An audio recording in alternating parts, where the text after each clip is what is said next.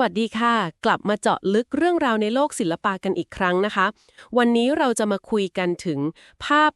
ภาพระดับตำนานเลย The Last Supper ของเลโอนาร์โด ดาวินชีค่ะ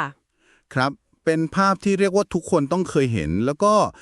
เป็นหนึ่งในภาพทางศาสนาที่สำคัญที่สุดของตะวันตกเลยก็ว่าได้ใช่ค่ะซึ่งเราก็จะมาดูกันตั้งแต่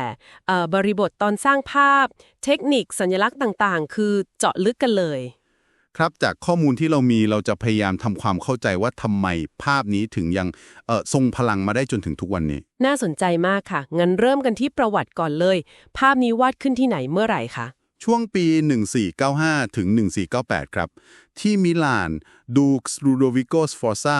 ท่านเป็นคนอุปถัมภ์ให้ดาวินชีวาดภาพนี้บนผนังห้องอาหารของคอนเวนต์ซานตามาเรียเดเลกลักซีอ๋อ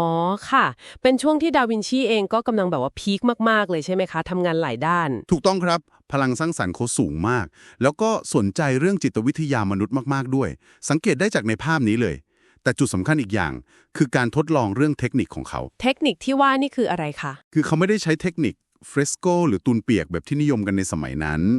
แต่เขาเลือกใช้เทมเพอราผสมสีน้ำมันวาดลงบนปูนที่แห้งแล้วอืมซึ่งการทดลองนี้มันส่งผลเสียหรือเปล่าคะส่งผลเสียอย่างมากเลยครับกลายเป็นว่าภาพมันไม่ทนทานเสื่อมสภาพเร็วมากอันนี้เป็นเรื่องน่าเสียดายจริงน่าเสียดายจริงๆค่ะแล้วสถานการณ์ตอนนั้น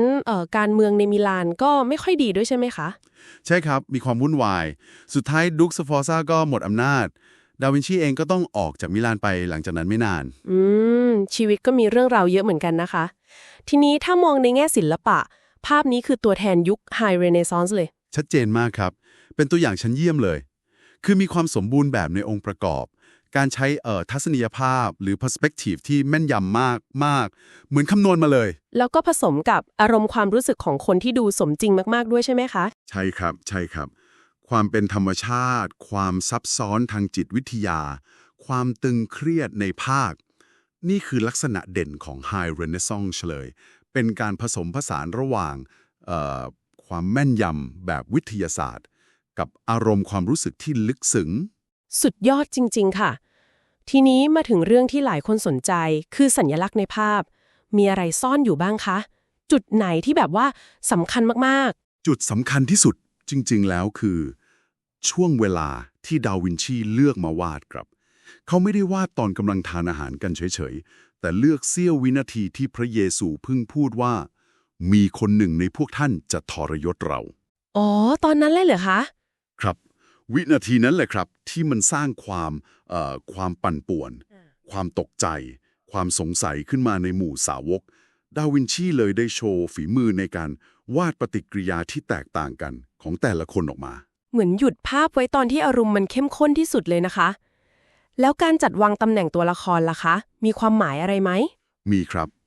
พระเยซูอยู่ตรงกลางเป๊ะเลยสงบนิ่งเป็นรูปสามเหลี่ยม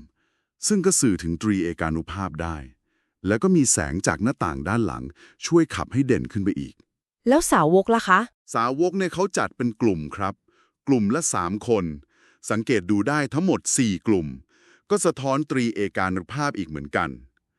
และแต่ละคนแต่ละกลุ่มนี่ท่าทางปฏิกิริยาไม่เหมือนกันเลยนะแสดงบุคลิกชัดเจนมากมียูดาสด้วยใช่ไหมคะที่ดูแตกต่างออกไปใช่ครับยูดาสนี่ชัดเลยอยู่ในเงามืดกว่าคนอื่นหน่อยมือหนึ่งกำถุงเงินอีกมือกำลังปัดโถเปลือยล้มซึ่งตามความเชื่อสมัยนั้นคือเป็นลางร้ายมรายละเอียดเยอะมากแม้แต่ขนมปังกับไวน์บนโต๊ะก็คือสัญลักษณ์ของศีลมหาสนิทถูกต้องครับรวมทั้งสถาปัตยกรรมในภาพด้วยพวกเส้นสายต่างๆของห้องเพดานผนังทุกอย่างพุ่งเข้าหาพระเยซูหมดเลยเป็นการใช้ linear perspective ที่แบบว่าสมบูรณ์แบบมากน่าทึ่งมากค่ะซึ่งเทคนิคเหล่านี้ทั้งแสงสีองค์ประกอบก็ทำให้ภาพนี้โดดเด่นมากๆเลยเรื่องแสงนี้ก็น่าสนใจครับคือแสงมันเหมือนมาจาก2 ทางทั้งจากหน้าต่างจริงๆทางซ้ายของห้องอาหารกับแสงจำลองจากหน้าต่างในภาพด้านหลังพระเยซูทำให้พระเยซูดูสว่างที่สุดครับแล้วก็ใช้แสงเงาหรือ chiaroscuro สร้างมิติความลึกแล้วก็เน้นดราม่าอย่างที่เห็นในตัวยูดาสนั่นแหละครับแม้ว่าตอนนี้รายละเอียดมันจะเลือนไปเยอะแล้วก็ตามแล้วสีล่ะคะการใช้สีมีความหมายอะไรแฝงอยู่ไหม มีครับสีหลักๆที่เห็นคือสีแดงกับสีน้ำเงินบนเสื้อผ้าของพระเยซูและสาวกบางคน สีแดงมักจะสื่อถึงความเป็นมนุษย์ ความรัก ส่วนสีน้ำเงินคือความเป็นเทพ ความสูงส่งสวรรค์ การที่พระเยซูใส่ทั้งสองสีก็คือรวมความเป็นเทพและมนุษย์ไว้ด้วยกัน ใช่ครับประมาณนั้นเลยครับ แม้ว่าตอนนี้สีมันจะซีดจางไปมากแล้ว แต่เราก็พอจะจินตนาการได้ว่าตอนที่วาดเสร็จใหม่ๆ สีสันมันคงจะส่งผลต่ออารมณ์ของภาพมากทีเดียว แล้วเรื่ององค์ประกอบภาพล่ะคะ นอกจากเรื่อง perspective แล้ว ก็มีความสมดุลสมมาตร โดยมีพระเยซูเป็นจุดศูนย์กลาง แล้วก็การจัดกลุ่มสาวกอย่างที่บอกไป ช่วยสร้างจังหวะการเคลื่อนไหวในภาพ แต่ที่ถือว่าเป็นการแหวกแนวมากๆเลยคืออะไรคะ คือการให้สาวกทุกคนนั่งอยู่ฝั่งเดียวกันของโต๊ะครับ ปกติภาพลาสซัปเปอร์ก่อนหน้านี้ หรือภาพอาหารทั่วไป มักจะวาดคนนั่งล้อมโต๊ะ อ๋อ จริงด้วยค่ะ ไม่เคยสังเกตเลย การทำแบบนี้ทำให้เราซึ่งเป็นผู้ชมเนี่ยเห็นหน้า เห็นปฏิกิริยาของสาวกทุกคนได้ชัดเจน มันเน้นไปที่จิตวิทยาของตัวละครณวินาทีนั้นเลย เข้าใจแล้วค่ะ สุดยอดจริงๆ แต่ก็นั่นแหละค่ะ ยิ่งฟังยิ่งเสียดายที่ภาพมันเสื่อมสภาพไปมากขนาดนี้ เพราะเทคนิคที่ดาวินชีเลือกใช้ตั้งแต่แรก ใช่ครับน่าเสียดายมากจริงๆ ภาพนี้ผ่านการบูรณะซ่อมแซมมาเยอะมากครับ นับครั้งไม่ถ้วนเลย ครั้งล่าสุดนี่ใช้เวลาไป 22 ปีเต็มๆ เพิ่งเสร็จปี 1999 โห 22 ปีนานมากเลยนะคะ ครับ เป็นความพยายามครั้งใหญ่เลย ที่จะรักษาสิ่งที่ยังหลงเหลืออยู่ให้ได้มากที่สุด ค่ะ สรุปแล้วการที่เรามาเจาะลึกกันวันนี้ก็ยิ่งทำให้เห็นความอัจฉริยะรอบด้านของดาวินชีนะคะ ทั้งการผสมผสานศาสตร์และศิลป์ความคิดสร้างสรรค์เรื่ององค์ประกอบ ความเข้าใจในจิตใจมนุษย์ แต่ก็น่าเสียดายกับผลของการทดลองเรื่องเทคนิคของเขาจริง ครับ แล้วมันก็ทิ้งคำถามไว้ให้เราคิดต่อนะครับว่าแม้สภาพทางกายภาพของภาพเนี้ยมันจะเสื่อมโทรมลงไปมาก แต่ทำไม The Last Supper ถึงยังคง